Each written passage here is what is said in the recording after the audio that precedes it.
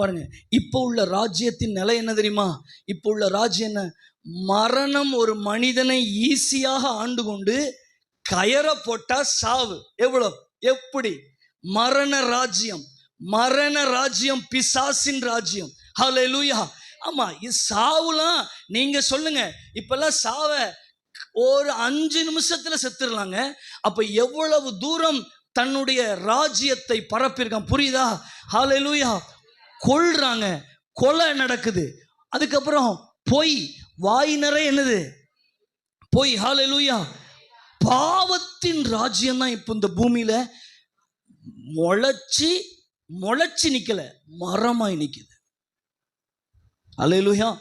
நல்ல கவனிங்க, நல்ல கவனிங்க. எங்கேயோ ஒரு இடத்துல இப்படி துளிர் விட்டு நிக்கல ராஜ்யம், பாவத்தின் ராஜ்யம் இப்படி துளிர் விட்டு நிக்கல, அது மரமா நிக்குது.